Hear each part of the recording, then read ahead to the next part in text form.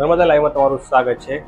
29 જૂન 2024ના રોજ નર્મદાના તિલકવાડા તાલુકામાં બે લોકો સાથે એક સિલ્વર કલરની નંબર વગરની સ્વિફ્ટ કારના ચાલક દ્વારા ઠગાઈ કરવામાં આવી હતી 33,000 રૂપિયાની।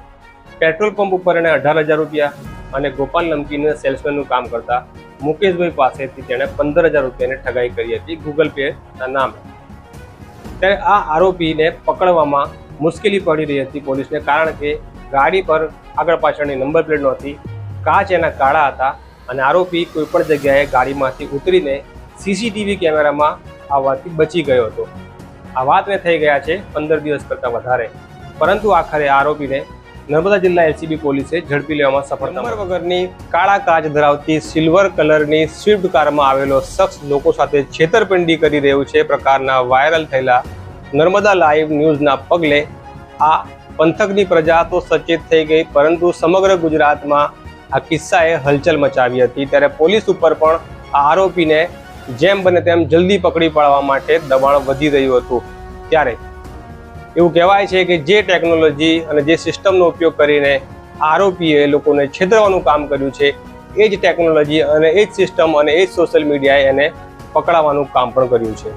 ત્યારે નંબર વગરની કારમાં આવીને પેટ્રોલ પંપ ઉપર છેતરપિંડી કરવાની મોડસ ઓપરેન્ડી ધરાવતો આ આરોપી યુવકના સમાચારો જ્યારે ગુજરાતમાં સ્પ્રેડ થયા, ત્યારે આ સમાચાર રીલ રૂપે જ્યારે એક સોશિયલ મીડિયા પ્લેટફોર્મ ઉપર વાયરલ થયા, ત્યારે એની કોમેન્ટ બોક્સમાં એક યુઝર્સે લખ્યું કે મારા સંબંધી સાથે પણ વડોદરા ખાતે એક પેટ્રોલ પંપ ઉપર આ જ પ્રકારની છેતરપિંડી થઈ છે।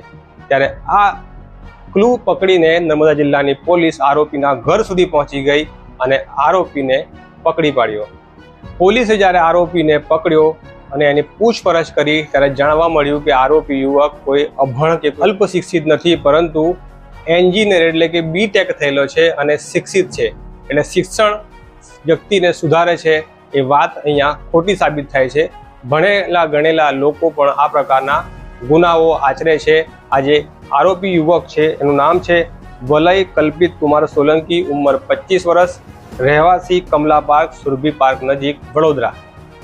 આરોપી યુવક એન્જિનિયર છે, બીટેક થયેલો છે, પરંતુ એણે પોતાની બુદ્ધિમત્તાનો ઉપયોગ સારા કામને બદલે ખોટા રસ્તે ઉપયોગ કર્યો છે અને ખાસ કરીને આ યુવક છે તે આ પ્રકારની વાહનો નંબર વગરના વાહનો લઈને જાય છે અને ખાસ કરીને પેટ્રોલ પંપને જ ટાર્ગેટ કરે છે, કારણ કે પેટ્રોલ પંપના ઓનરો આવા પોલીસના લફડામાં પડવા માંગતા નથી અને નાની મોટી રકમને તે લોકો એડજસ્ટ કરી લે છે। પરંતુ તિલકવાડાના ગરડેશ્વર પાસે આવેલા નવાપુરા ગામના પેટ્રોલ પંપના માલિકે હિંમત દાખવી આગળ આવ્યા અને આરોપી સામે ફરિયાદ દાખલ કરાવી, ત્યારે આખરે આ આરોપી પોલીસની પકડમાં આવી ગયો છે।